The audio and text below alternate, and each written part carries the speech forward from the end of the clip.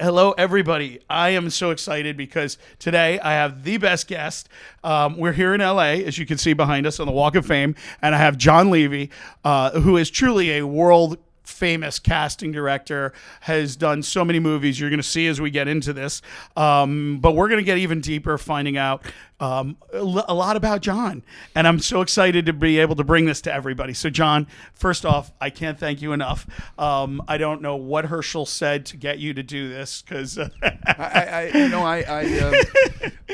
I say yes to any opportunity to talk about my career and my journey, so that I can give people the benefit of it, and so that they can be hopeful and capitalize on those happy accidents that happen. But let me correct you just briefly to say my career has been almost exclusively in television. And a couple of features along the way, and most recently with Herschel, our mutual friend. But I've been on network television and on cable television for almost 40 years. Wow. So there you go. So when I say casting, and honestly, what you brought up is a really good point because I don't, a lot of people who they don't realize how different a sitcom multicam is versus a single cam versus theatrical versus television or even when cable came about versus broadcast. So I think that's interesting. A really good point to bring up is a lot of people don't know all of what may work in this one vertical is very different in another. Well, it was I spent a long time casting in network television where the things you could say and the things you could do and the things you could depict were limited by standards and practices, and they would you couldn't say any number of cuss words or sexual and violence and all those kinds of things. And then suddenly we were doing Shameless on Showtime, and you could do any damn. I mean, you'd be reading the script and you'd go, "Oh my goodness gracious! You get to we're gonna." What? Very 180. Yeah, and then you spend a lot of your time in, making sure that the actors are in fact going to be comfortable doing and saying the things that Shameless did, as opposed to say ER, right, or even The West Wing. I had a famous actor who we offered him the lead of a network television show, and he said, "No, thank you. I want to fucking say fuck," which was a description of what it would be like to be on cable or on streaming, where everything goes. Isn't it interesting how? I mean, when you think about how much has changed in it's pretty much a short time. Absolutely. And now here we are in streaming, and now theatrical releases are like everything is just upside down right now. Yeah, so it's funny completely. you say that, and I think actors have a lot of it's a new playground. It's a new field, and they're navigating it. So when you say that, it's funny because you're right. That was a major shift in the industry. Yeah, I mean, two people would get into bed on network television, and then they'd cut to waves crashing. Right now, two people get into bed and with an intimacy coordinator, which is a very important development as more freedom has happened. This is a new job, relatively 5 years or so. And so that, we never would have done a stunt without a stunt coordinator, or a fight without without somebody who was coordinating that. So for everybody's safety and for everybody's comfort. And now we have an intimacy coordinator so that sex scenes aren't, you don't say action and the guy takes that literally. So it's not OnlyFans. I'll let everybody know. It's not at all, and it's not a free for all. And women, who are willing to participate in that need to be comforted and be able to do their work without fear of being touched in a way or in a place that they don't wanna. Right. No, that makes it's very true because this actually weaves into a really interesting piece that I'd like to talk about from your experiences. Like you said, intimacy coordinating is becoming new, and what's happening is when you're filming that, we'll say that sex scene, there's 50 people back there. Well, no, actually, In the old days, right? And now the responsible Yeah. producers clear the set Exactly. and cut the monitors off, Right. and nobody sees those dailies until they've been cut into the final cut, so that you can't. It's not a free for all in any way, shape, or form, and the responsible producers are dedicated to protecting the actors in the same way they would be if it was a fight scene or if it was, Exactly. with guns on the set, Right. and all of that, which we obviously have, unfortunately, Alec Baldwin, Yeah. and that whole mess on the Rust. It's exactly, and then and when the and it's that you get a 100 productions and the one really can just ruin it for Absolutely. because that's the one the media is going to hone in on and show, and even though 99% of them are fabulous and we're constantly filming, so I'm glad. That's why I wanted you to it's better you say it than me, that people, because they'll believe you, not they won't believe me about but about having all the IC intimacy coordinators. And I think it's a great development because when you, like you said, you're acting and you need to be comfortable. And those people, there's sets where the two leads may not like each other, Yeah. and they've got to bring that performance. And if there's, there's a, as an actor, you want to have that comfort that you can bring a good performance. And wait a minute, well, I'll steer this away. No, it's all good. I just was remembering, which is why I started to giggle a little bit, is that I took over for a very good friend of mine who and finished a show at one point, and in that show, the two parents I think the show always ended with them in bed. And you said there were sometimes when leading actors don't like each other. Yeah.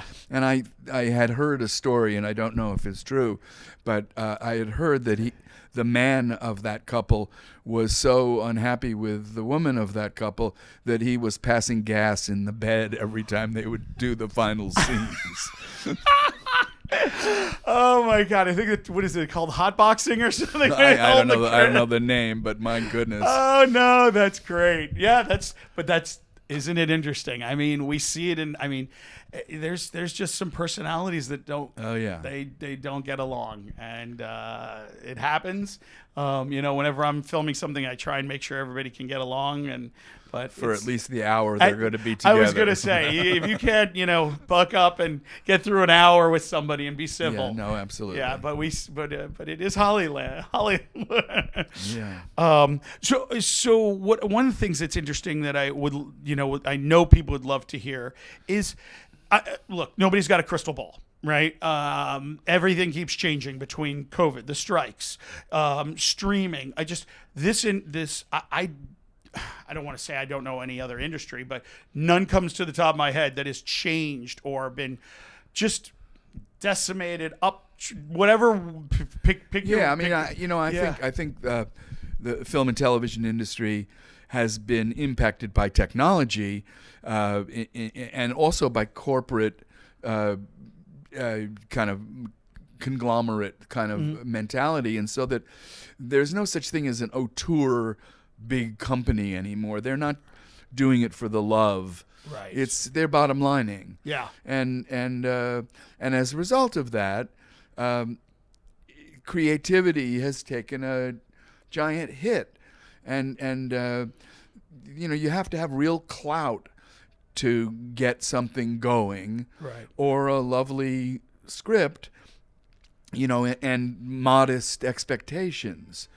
The thing that brought us together is Ethan Bloom. Correct. A wonderful independent feature that was made for very little money. Right. And in the old days, you might have aimed for $5 or $8 million as a budget.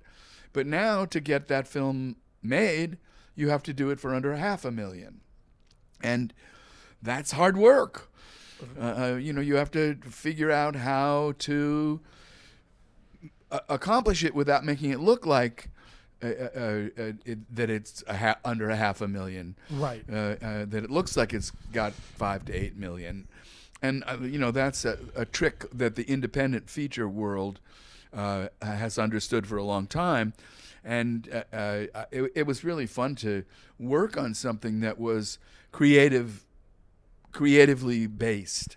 Nobody was expecting to make money, or I mean, I did it for a lot less than I used to make for television, and it was fine because I love working with Herschel, and got to know Mylan, and just really enjoyed. She's a sweetheart. Her energy, and we were, it was funny because, the first part of that casting job is to attach stars so they can go out into the community to raise the funds. Right. And we attached people for all three of the leads, and none of them ended up doing the picture. Isn't that well? I don't know. Do we still use the term bankable? Well, yeah, I guess. I don't know if anybody knows what that means, but what you just said is getting people to be like, oh, there's a star associated with it. They'll go see it. I don't know if that's a thing anymore. I know. Oh, it absolutely is. People, yeah, absolutely, and I think it's even filtered into television more than it ever used to now because of all the streaming things. Look at the casts. There are people who used to do big movies are now the leads of a streaming series. Look at the cast of The Morning Show, Jennifer Aniston, and they made their bones in television. In the old days, we used to say television made stars. Right. Now, television employs stars. Interesting. And I think that's true in if you're going to do a $30 million movie, you damn well better have a bankable name or two or three to help you raise the funds, to help you get the green light from the studios. And I think that's true in the streaming world, in the cable world, and the network world. They want to make sure people are going to tune in because they're spending a lot of money and because their orientation is bottom line. So, you know what? And I'm not trying to be controversial. Only because literally I'm looking and I see Snow White right behind us. Literally, we're right here on the walk, and they're playing right. There's the theater, and when you say that, what just went through my head is I'm like, how as a casting, as someone who is in charge of the talent. Now, to me, yes, going back, you have to have a fabulous script, or it has to be. But if you don't have those moments where, and I do this a lot with actors, I'm like, when you're going through a script or you're looking through something, you need to do a great performance. But as somebody come from the actor studio, as you as well, where is that scene where it's help me help you? Or those moments I say it and you immediately remember the movie, you remember, and that's the actor bringing that. That's the absolutely, and that's what makes a movie to us, that connects, the human connection. Yeah. And I want to talk about more detail, but how then you look at what's going on with Snow White. It's such a hard field to navigate now. Well, I think the name in Snow White is Snow White. Well, yeah, I mean, right. So okay, that's the bankable name. You can't use facts and the obvious things, but no, I know what you mean, right? Yeah. So it's like if you don't cast these things, I think they have such a longevity. Also, I think Vic, that the nature of the content has changed. That when you and I were younger, movies Last were yes, well, 5 minutes ago when we started talking. Exactly. Movies and television shows were about things people were experiencing and feeling and thinking about, and as a result, our audiences, laughed and cried and thought and grew and changed. And now, with the advent of all of the technology, so the content is less human and more action and stunts and explosions and techno fabulousness and less human. It's interesting. You just said that, and what ran through my mind is you looked at Mel Brooks comedy, you looked at John Hughes, Ferris Bueller, all those, pretty big, and then you get into Michael Bay, and just like, and it is interesting what you're saying, because I think, and my brain's looking, and when you said technology, and everybody's like now, I'm gonna throw you a question. Sure. Let me pose it this way. Everybody's talking about AI. Now, I'm a techie, and I love technology. That's that's how I made my career. But I feel that, I don't know if everybody will remember, but there was a big scare called the Y2K. Remember? Yeah, you were absolutely. Aaron Sorkin wrote an episode of The West Wing about Y2K. and the world was going to end. Oh my God. Now, I'm not saying AI is not going to be insanely disruptive, but what I think is you look at when you're making a show or a movie, how much pre-production goes in with scheduling, call sheets, the weather, and there's this amount of insane amount of logistics that goes on. Then there's the fun. I call it the fun, the actual filming, the creation happening, and then you have your post, which we know is where a whole nother movie's made. When we watched Ethan Bloom, Herschel came to my studio, Luke and I, we sat and we tore it up with him in a great way, and he put some of those things in there. And, and the reason I bring that up is there's some creative aspects that go in the edit. So when you look at those three components, what I'm seeing technology, everybody keeps trying to replace the actors. And I'm like, why? And it goes back to what you said about the money game, right? It's like they don't want to replace themselves as the accountants. They don't want to replace themselves as the production. And I think we're going to see that renaissance where, like you said, the stories where there's some incredible writing and you get that talent. Let AI do all of that up front, heavy lift, and then on the back end. Well, as usual, Vic, technology has wonderful elements. I mean, it makes things easier and smoother and faster and cheaper, and there are a million things that technology does that are wonderful. Right. But it also eliminates some element of the human part of it. And for me, and I've said this a number of times, for me, the idea of telling stories about human beings with less and less human direct interaction is ridiculous. Right. There's a Woody Allen film that has a machine that he walks into that I think was called the Orgasmatron. Oh my God! Oh, yeah. Right, and so you don't need a partner. Right. You just walk into this machine, and then 5 minutes, 2 minutes, 1 minute later, you walk out taking a deep breath and. Right. Ready for a nap. Are you allowed to have a cigarette? Because back those days you could walk out and get a cigarette. Yeah.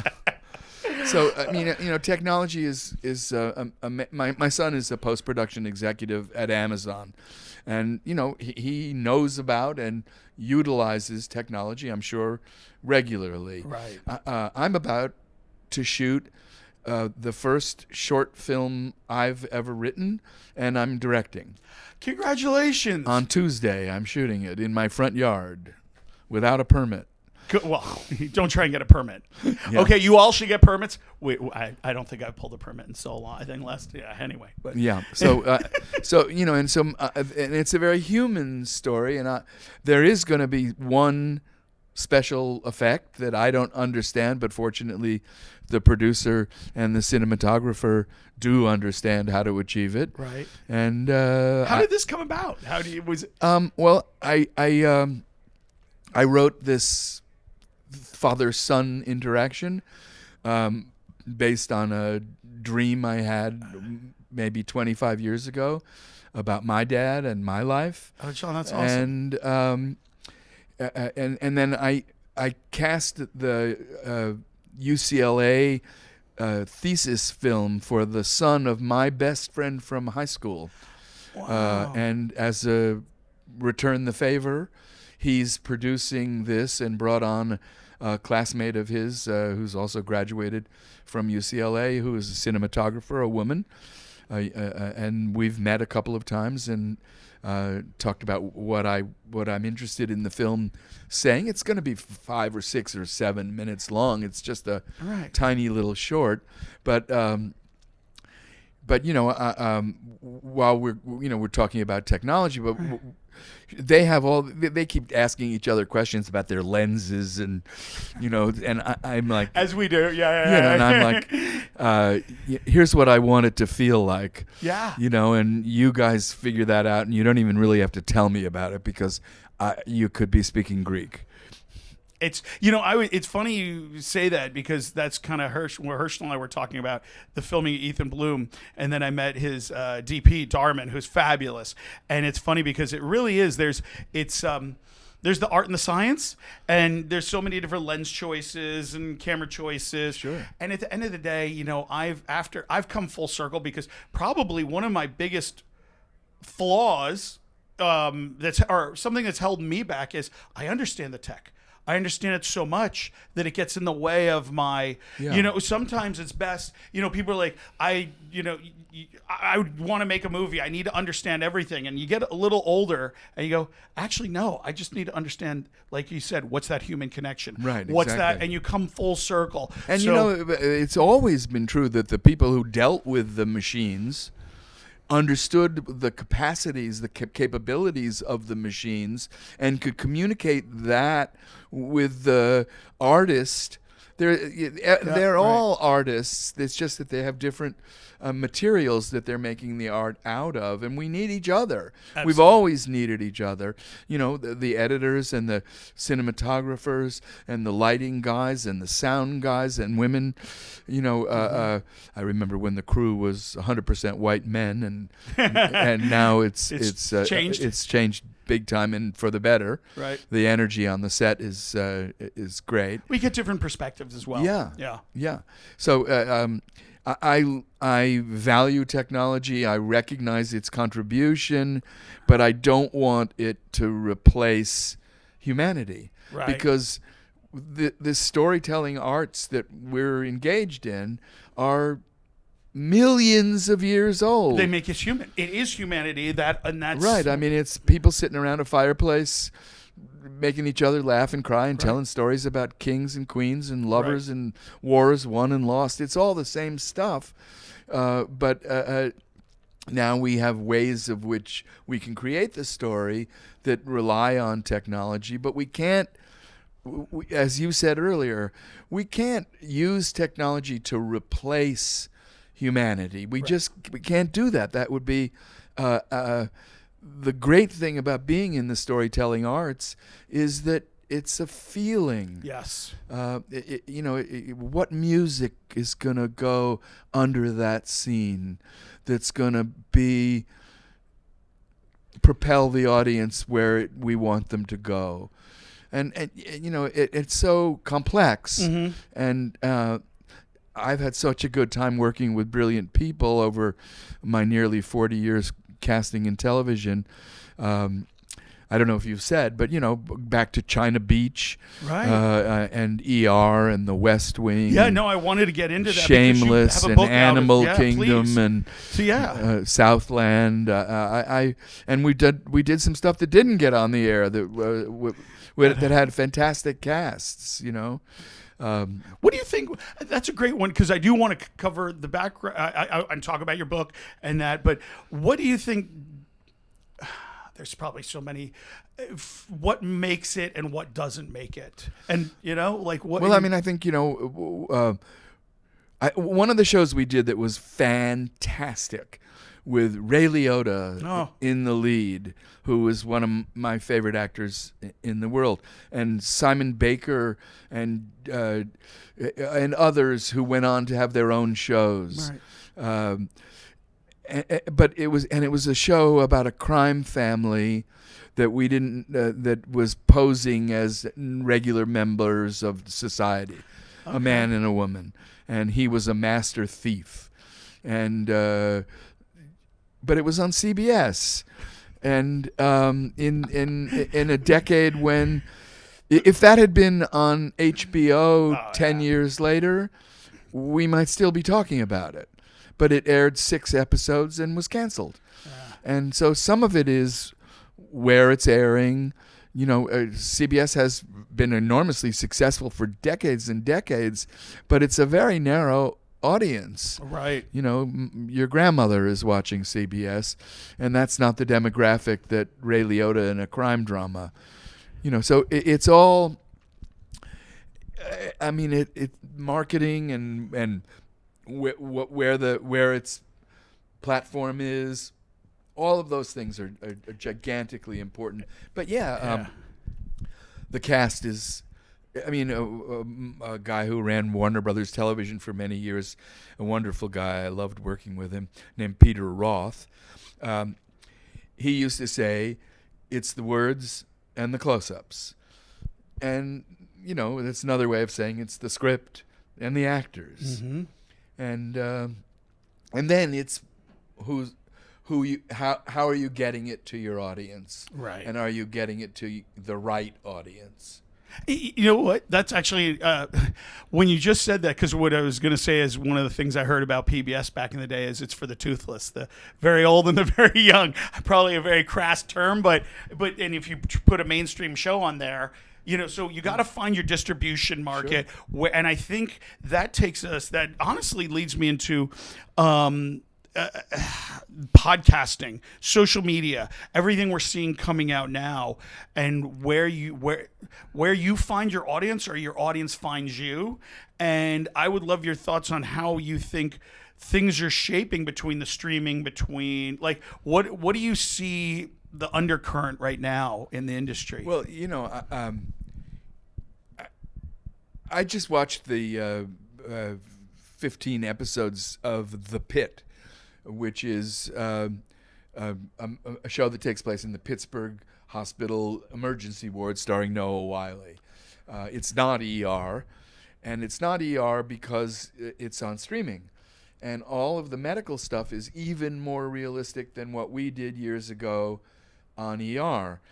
They recently did a birth scene, which literally had a prosthetic vaginal canal created and a fetus baby that was stuck and not easily exiting. Wow. And apparently they had two puppeteers manipulating the child, and they were showing it as if it were real. We could never have done that on ER. Wow, yeah, that's actually, yeah. It was remarkable. And again, language and all of it, there's so much more freedom today, and that leads to creativity. And some of that creativity, to tie it back to what we were talking about before, is technologically based. There certainly is creativity in machines. Yeah. Wow, that's interesting. I'm fascinated. I need to take a look at this. The Pit. It's fantastic. Okay. It's derivative of ER, which we did for 15 years. Right. Over 330 episodes. Wow. Of ER. It was the thing that changed my life and the lives of I was going to say, hundreds so of would us. you say that made your sorry about those thud sounds. They're birds that the birds want to fly in here with us. So they want to meet us. Yeah, they want you to sign them. They're or, coming or, off the or star. they might want to use your beard to make their nest. That's probably more accurate now that you said it. Like, what is that? There's probably food in there. Yeah, exactly. So yeah, well, what was the question? Oh yeah, I know. What you would say ER made your career? Is there? Well, I mean, my relationships with writers and producers and directors propelled my career. ER put me on the map with a credibility. I mean, that level of success, you can't wash it off. It's on you forever. Right. And that's great. The people I worked with all the way back to China Beach were some of the same people I worked with on ER, John Wells particularly. And, as much as the success and the derivative economic gain and all of the other things that come along with that level of success, the relationships are the things I cherish the most. I think that's what made it's. You just said it, and that is to me the number one thing as well. You see people that they become transactional, right? It's not, and they never. It doesn't last. I don't think. No, I agree. And we came to be able to trust each other. Right. That we were, we would do a concept meeting, which is where the writer and the director and the heads of all of the departments sit around a table and talk about the script.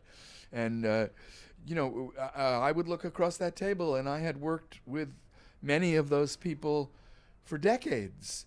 And I knew that we could all trust each other to take our work seriously and not take ourselves too seriously, and to collaborate, to create community, to care. And as a result, we were better. The result was better than the sum of the parts. We created an environment where everybody had an opportunity to contribute to excellence and then reap the benefits of excellence. Right, right. So, that to me, that's the, I come from the 60s where collaboration and community were very important. Oh, And I was also an athlete. It's a little hard to tell now when I was a kid. But, that team thing, not everybody understands is that, the quarterback or the starting pitcher, but if everybody does their job, you can have a winning team. Yes. And I loved that part of my life and my career the most. Creating community, being part of a community, collaborating, and making creativity the goal for everybody, and then reaping the rewards of excellence. Being part of that team, when did you realize you said, I like casting? What was that moment for you? Well, it happened before I was here in Los Angeles. There's a wonderful, important regional theater called the Mark Taper Forum. The artistic director and founder was a guy named Gordon Davidson. And I'm also a great believer in the happy accident. I directed a play here in Los Angeles shortly after I got here about a bunch of Eastern European Jewish kids who went to Israel and formed one of the first kibbutz, which is just very much like what the communes were that I lived on as a young person. And by accident, I cast a young man in the sort of poet role of the group of Eastern European Jewish kids on this kibbutz. And his partner was the director of audience development at the Mark Taper Forum. And Bob came to a preview and thought it was really great. And he told his boss, Gordon Davidson, that he should come and see it, and he did. And a few months later, he offered me the NEA Directors Fellowship at the Mark Taper Forum here in LA. And I did a lot of work on new plays where we would do readings for the staff of the theater.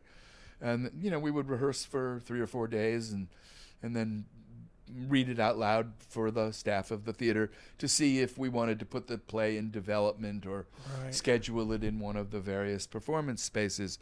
And I didn't know what a casting director was. I was 30. I'd never heard of one.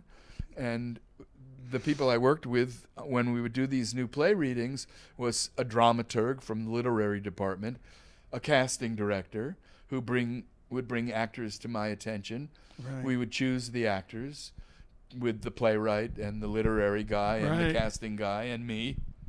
And I thought to myself, he has a fascinating job. He speaks the language of the actors. He speaks the language of the writers. He speaks the language of the directors. And so do I. Maybe I could do that. And then a college friend of mine who was producing movies for ABC television arranged for an interview for me. And somebody was crazy enough to take someone who didn't know anything about television and had only recently heard about casting. A legendary casting director named Barbara Clayman hired me first, and shortly thereafter, a really wonderful casting director named Marcia Kleinman hired me. And I fell in love with the job. And when you love something, it's easy to do it well. Yeah. If you have the other stuff that's necessary. So looking back at your journey of all the castings and the tens of thousands of, and then some, what today that you look back at? Is there some specific? Is it the connection? Is it what's when I wrote the book, which I guess we're going to talk about in a little while, I described myself at some point as a vibist. And a very good friend of mine, a dear friend of mine, said, well, that's somebody who plays the vibraphones. What the hell are you talking about? Take that out. And I refused. Right. Because my approach to casting is connecting with the actor's humanity. And I think I'm good at that. I'm not encyclopedic. I don't watch 1 million television shows a week. I never did. There's some casting directors who have files, and they remember they saw somebody playing a killer on Matlock in 1904, and then you bring that person in 2004 or 2024. That's not how I work. I get a sense of people from interacting with them, from sharing space with them, from talking to them, to experiencing them, and then I have a vibe Right. about where the best place to utilize their skills and talents is, and so I'm a very subjective person. I like people.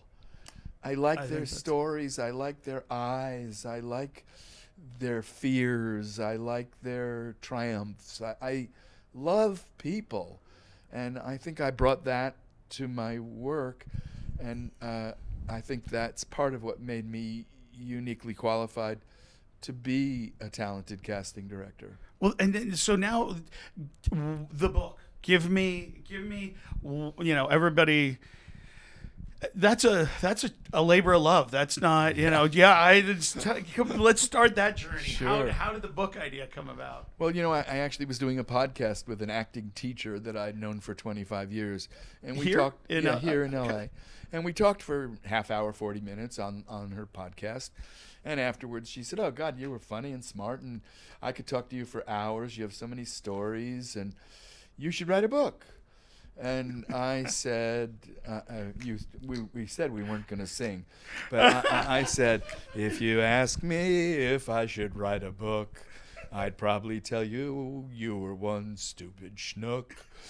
I see that. I think I hit 2 or 3 notes there. Right, you got a few notes. And then it just turned out that particular acting teacher podcaster had written an acting technique book, and she had used a ghostwriter who she introduced me to. Oh. And it was the pandemic, and we met on Zoom, and then eventually we met in my backyard at a 8-foot table, sitting at opposite ends, wearing masks. And I just fell in love with her, and she seemed to respond to me, and the book came out of her interviewing me. A lot of it is verbatim what we talked about, right? And stories, and she kept saying to me, the she is Trudy Roth. She kept saying to me, your stories are great and you're funny and you're smart, but you got to make it more personal. This got to be the story of your journey, right, not just anecdotes about these famous television shows and actors and directors and writers that you worked with. And I don't know if it comes across, but I'm kind of a private guy. I'm not schmoozing. Hello, birds. They're trying to get to that beard. Yeah, I'm not. I don't go out to lunch with agents and managers very often. I don't have a lot of really evolved personal relationships with even the people I worked with for a very long time. I'm not sure how many meals I shared with any of them, but. So I'm kind of a personal, a private guy, and I wanted.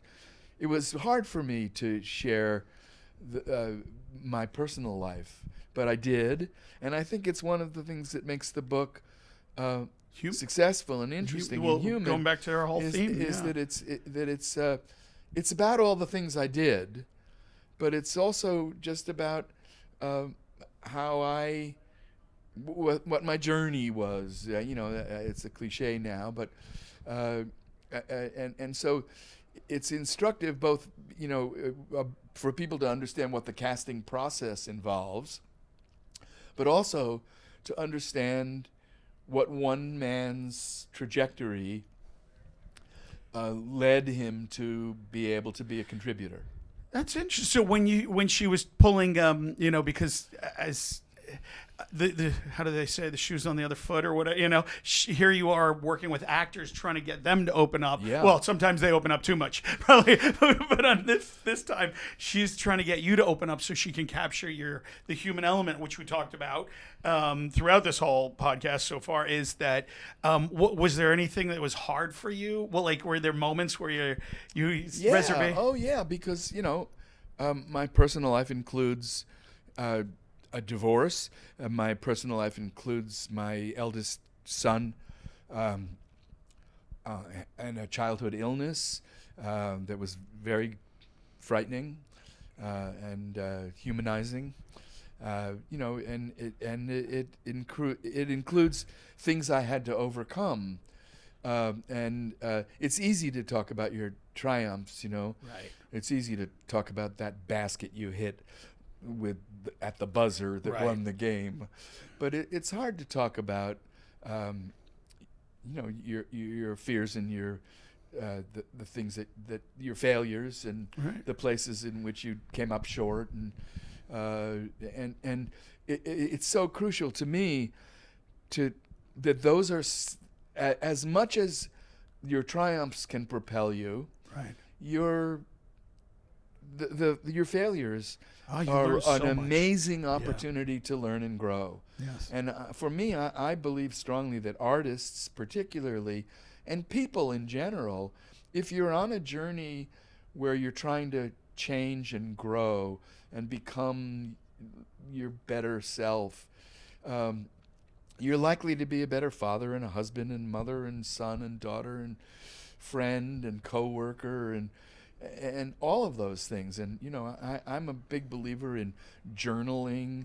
I'm a big believer in therapy. You don't have to be suicidal to benefit from a weekly conversation with a professional about your feelings. I think it's super important. I think this younger generation doesn't, we, now I'm going to start sounding with the term ageist, but there's a time you just talk to people, friends. Sure. You go out and have a beer. Now you don't have to have a beer. You can, but I don't know if the younger generation opens up. Well, again, we're back to technology.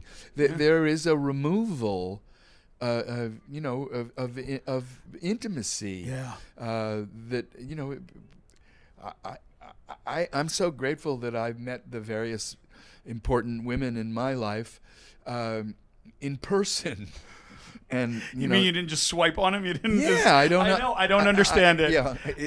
How can you tell anything? Right.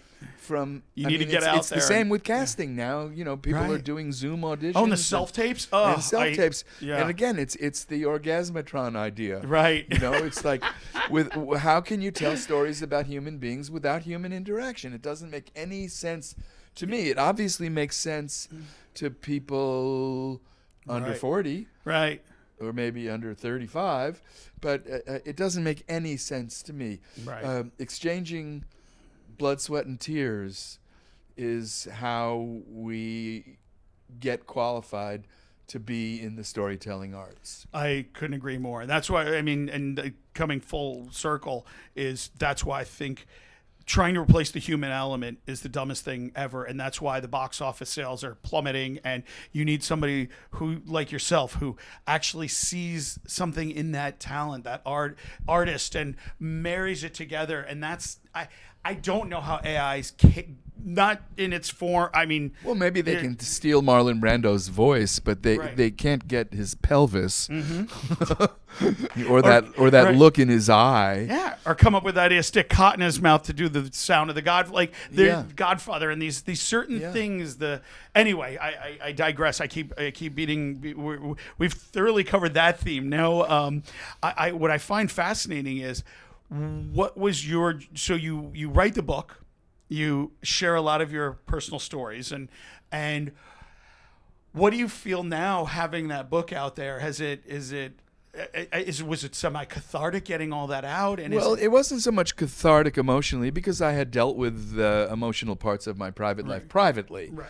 I was dealing with it publicly was a different story. But the whole time I was working in casting and working in collaborative communities, creating iconic television shows with other people, I had no I mean, I knew that ER was a giant success. I knew that The West Wing had enormous impact. I knew Shameless, nothing stays on the air for 11 years Right. unless it's impactful.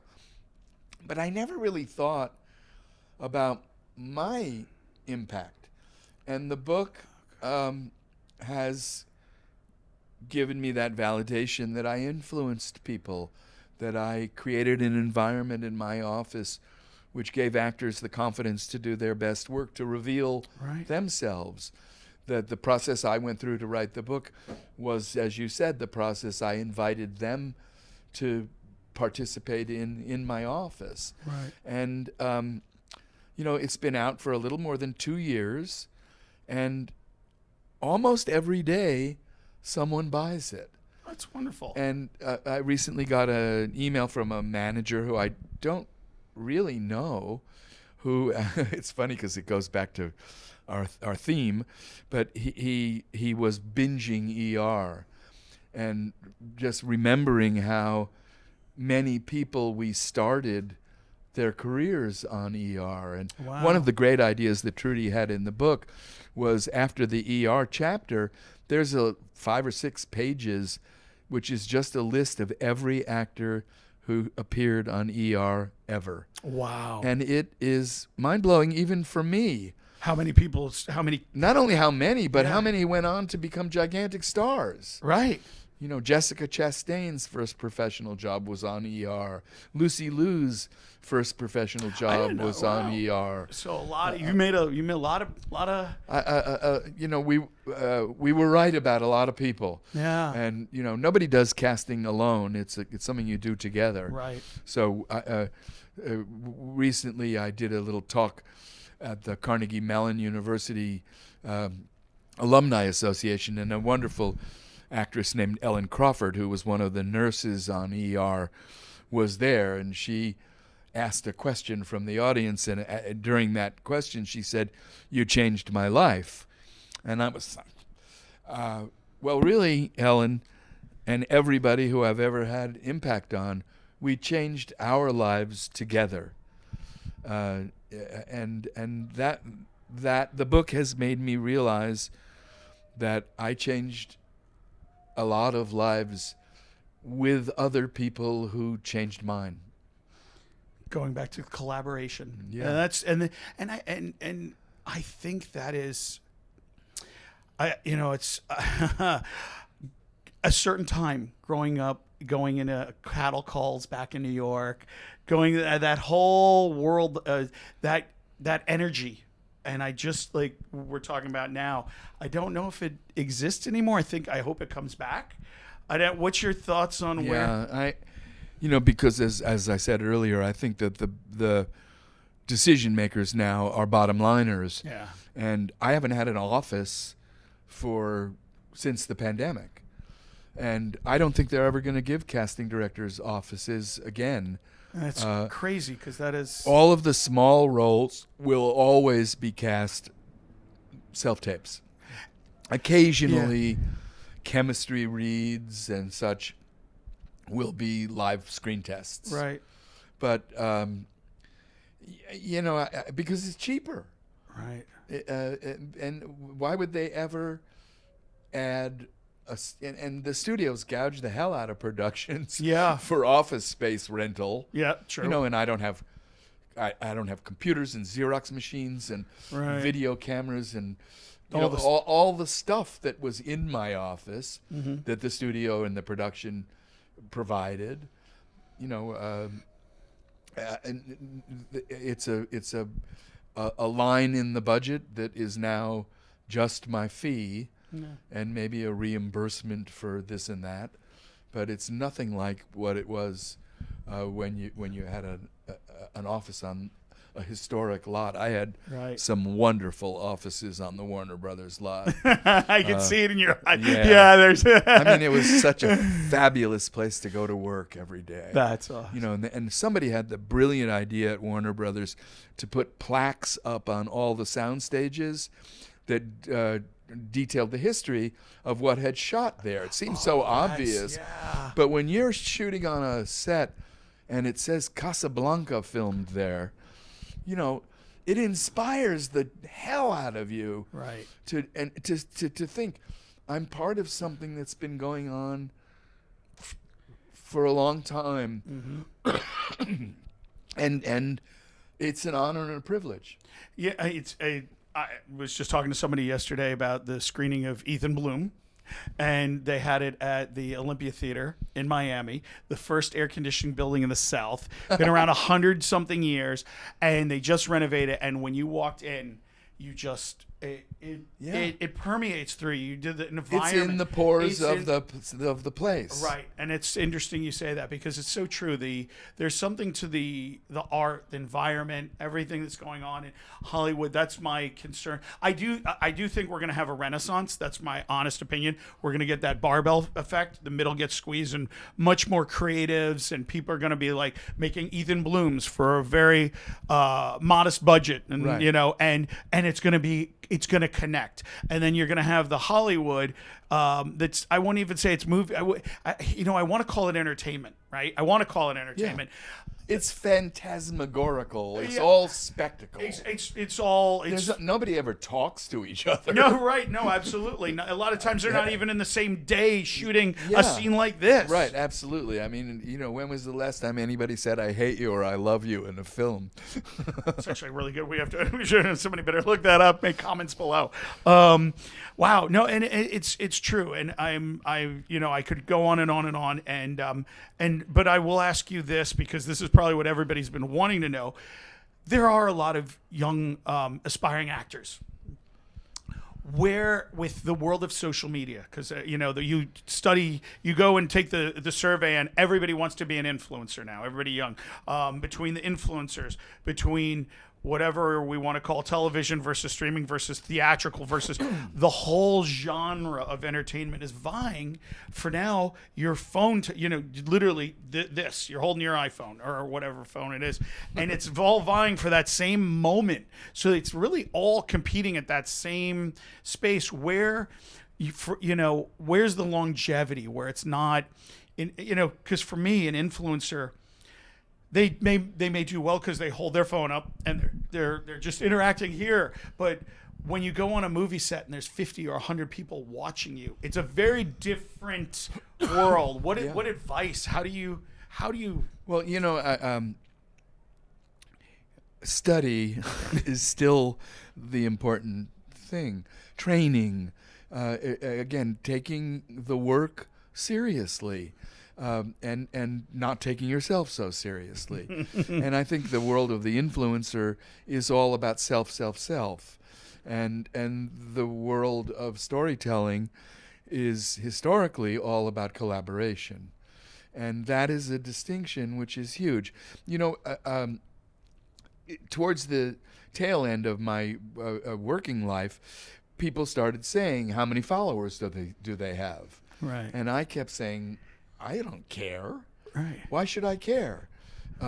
Maybe the publicist cares, but then I don't know if it's appropriate for me to say this, but we were talking about it before we got on the air. You said the mayor of Miami is Carlos.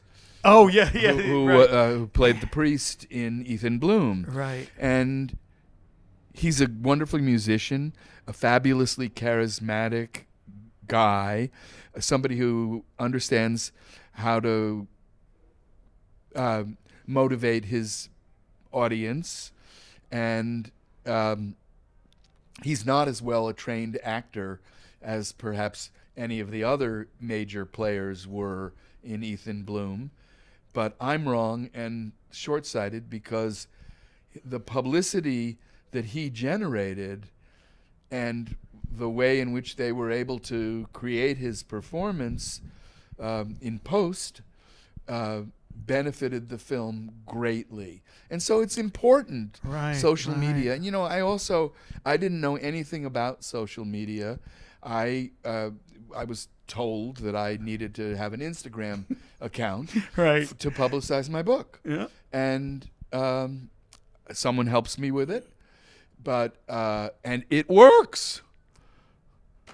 It is an important part of our marketing machine in today's creativity world. Right. It can't replace the creativity and the storytelling, Right. but it can widen your audience and keep you in the public eye, and so it is important. It's a very interesting when you just said that, because it made me think of a huge Hollywood movie, and I shouldn't mention it, but a few years ago, because I am so I'm so entrenched in this influencer community, as you know. And what's funny is they're coming to me from a different angle. They're like, how do I make my content look better? Right? Because if you start with your iPhone, and now everybody's like, I need to have my content looking better. Well, one of the things young aspiring actors are constantly asking me is, how do I make my self-tapes look exactly. better? What's the better? All day long. Actually, I should probably do a podcast around just that. And that'll be the one that actually gets all the views. Yes. But no, but what you're saying is, I think there was a movie and they did it, but they took an influencer. She had a huge following. They put her around a great cast, and the movie went because I don't think they knew how to support her. I think, like you said, it became mechanical. It's like chunky. It was, you just fit this, and now we got a girl who's got a big following. And the movie, I think the kids called, they hate watched it, like it was bad, so they just watched it just out of how bad it was, hate watching it. And I've seen that with a bunch of these projects now, and I think that if, like you said, if people go back to, instead of trying to make it, fast and it's me and I'm the influencer, but they come together and they have a great story. I think what you just said, there's a perfect example. And I when you just said it, it hit me. What a great uplift that a maybe not as a trained actor brought to help uplift. And then I think a rising tide lifts all ships. But I think if you just do if you just slap an actor in there or an influencer, just because of their followers, that's not enough. Right. I think you actually hurt the project more than you helped the project. Well, because the other actors, the trained actors, kind of go, what the hell? Who am I? Yeah. Who am I in this scene with? How am I supposed to? Not only do I have to do my job, I have to do her job. I got to too. carry them, as we say in the industry. Like, oh, you're giving me nothing. Let me reach in. Yeah, no, it's very true, and that's. I'm really glad you brought that up, because that's a very interesting point. And social media has propelled the sale of my book, and it has propelled the beginning of my podcast, both of which are called Right for the Role, which is obviously a reference to actors hoping that they're right for the role. But also, really, it means that my journey helped me find the roles in my life that I was right for, and that's the important thing for all of us, especially artists, but all of us have to be on a journey of self-discovery so that we can grow and change and become something more than we were when we were just kind of thinking, young and a little dumb and kind of cute. And it's a long time ago for me. well, do we ever say they have the it factor anymore? Is that when did that turn? I don't know. The it factor turned into star quality. Oh, okay, right, and then and now it's God knows what. God, that's why I was just had to ask you. I'm like, what's the new one? I don't even know. No, neither do I. It's probably everything old is new again. It's right? probably going back to the. I can't thank you enough. I'm trying to. Is there something I missed that we should? Well, be no, covering not at all. I guess if I can shamelessly plug. Oh, we're gonna put links below. We're gonna put. Okay, great. Absolutely. And the title again? The title is Right for the Role. Right for the and Role. I think there's a subtitle, but I never really figured out what it was. Something about breakdowns, breakups, and breakthroughs. I think. Ooh, it's called. I like. Okay. Breakdowns is a reference to the job descriptions of actors' availability, and breakdowns, I guess, is a reference to my failed marriage, and breakthroughs is a reference to the success we had. Not only the link that you're going to put up, please put up one to my website if you can find it, because I'd be happy to mail autographed copies of the book. Oh, if you want, instead of giving Jeff Bezos another $23, why I get 85 cents. Yes, there's an interesting economic model to all of this as well. You're talking about your book, the movie space. I'll just say it out there. I shot a movie during COVID because everything was so upside down, and it cost me. funded the whole thing myself, absolute Mel Brooks movie type of thing. And I went to put it out there, and they were paying a penny a watch. Yeah, it's just A penny. and they might as well And you're just like, say, at that point, I'd rather you not pay me. Yeah. Just market it. And like, so it's interesting what's happening with this technology, this new, how do you, I've seen it destroyed the music industry trying to make people now, so I don't know. Anyway, I don't know. I think that was my soapbox. Yeah, no, I get it. I mean, I think I'm very grateful to Amazon for marketing my book, Right. and they've done a good job, but they take an inordinate. I mean, if you buy the e-book of it, and they change the prices around Right. at their leisure, Yeah. but it's around $10 to buy the e-book, and I think I get less than $2 if someone buys the ebook. For- Then I think back to Trudy and me sitting in the backyard for hours and hours and hours and hours and hours,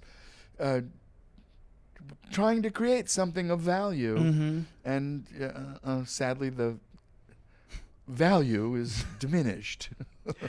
Well, I that's But that said, I didn't do it for money. no. I mean, if it can help me support myself at this time in my life, that would be great. And I would love my podcast to get monetized. And I'm so happy that you introduced me to your friend Nathan, before we started. Nathan's amazing. And, Because if he can help me get 3 sponsors on my podcast, it would be fantastic. I love it. I know, and that's why I will be putting a link to it too, because it's going back to what you said. It's all collaborative. Somebody Yeah. may be watching this, and they'll say, "Look, I didn't know." Vic's out here with John, and they're talking about how to break into the industry or what they should be. And honestly, the takeaway is a study. Just repeating what you said. I find that it's there was an old sign, and I should know this. I'm gonna get so much hate in the comments, but it was forget your craft for a day, it'll forget you for 2. And if you don't. Well, at the Strasberg Institute in New York, there was a sign that said, "No acting, please." I remember that. I remember that. It's crazy. You Yeah. just said that. I'm like, hang on. Yeah. After. Well, but I mean, today part of the thing that I know we're getting to the tail, but young actors, you can make a film on your phone. You can get together with your friends and your classmates at the university or in your acting class, and you can make a film on your phone for $20. And if you want to be a duck, you should spend the day paddling around in the pond and quacking, and if you have so much more opportunity today, young aspiring actors, to do it, to just do it.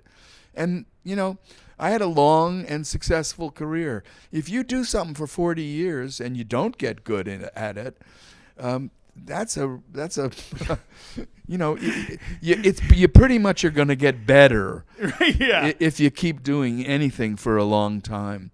And the more you do it, and the more you capitalize on the opportunities you have to get student films, if you happen to be near a university that has a film department, go and volunteer, get on sets, do PA work. I'm shooting this little film I wrote and I'm directing on Tuesday, and 3 young people have volunteered to be PAs.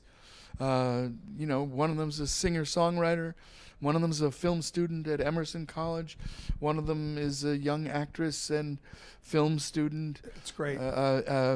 And I'm not sure how much I'm going to need them, but they're going to watch us.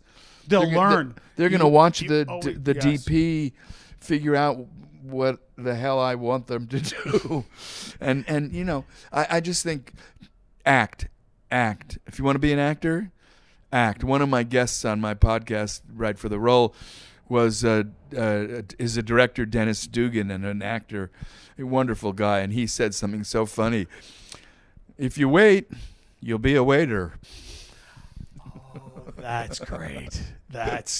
we'll have to find that. And link there's nothing wrong post with it. being a waiter. No, everybody. Come on, that's how everybody started in New York in the back in the days. is Yeah, bartender, waiter. bartender, right? It was like that's it. The service space because you could get in and out and you know get the scheduled time. But now And you it's might serve a fabulous Manhattan to somebody who liked your personality and would give you an opportunity tomorrow. Exactly. I mean, I think that still happens. People see each other. You know, well, that is if you get out of your house. So Right. number one, study, Yeah. get out of your house, start Yeah. mingling. Get into a community Yes, of people mingling and collaborate with them.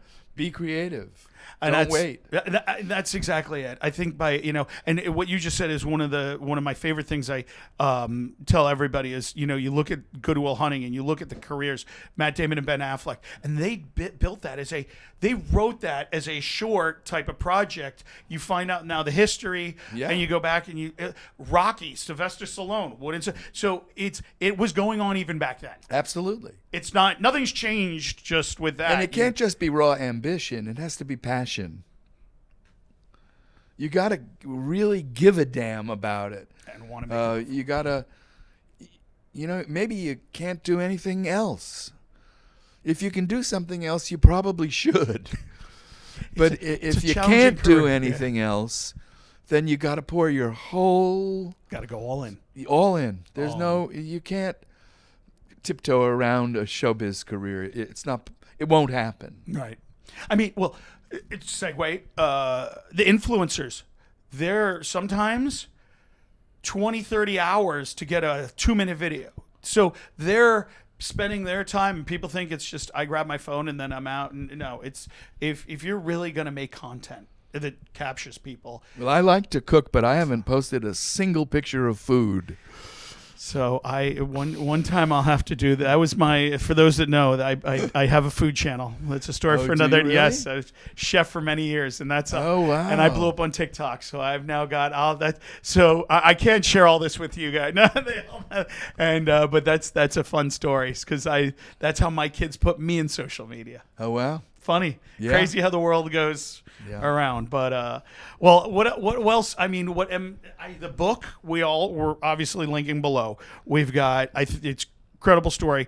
Obviously, everybody needs to go see Ethan Bloom when it actually gets distributed. Yeah, well, please do because it is a wonderful film and it's a reminder that passion and creativity, collaboration and community are more important than money.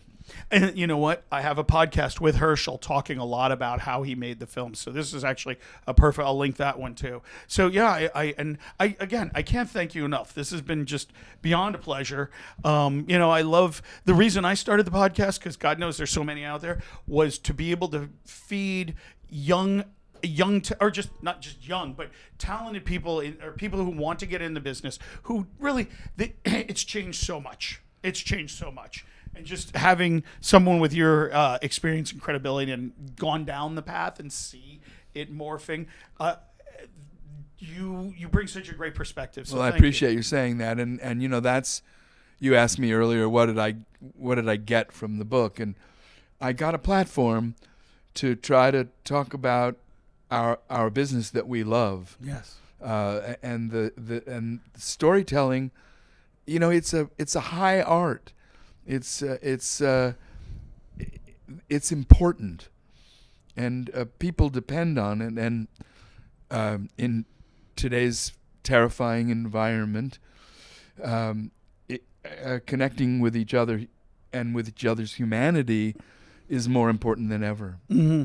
No, it's so true. It's so true. And I think you see a lot of young creatives. And if we don't share this, I'm happy that you called me a creative, but I'm even happier that you called me young. Young creatives.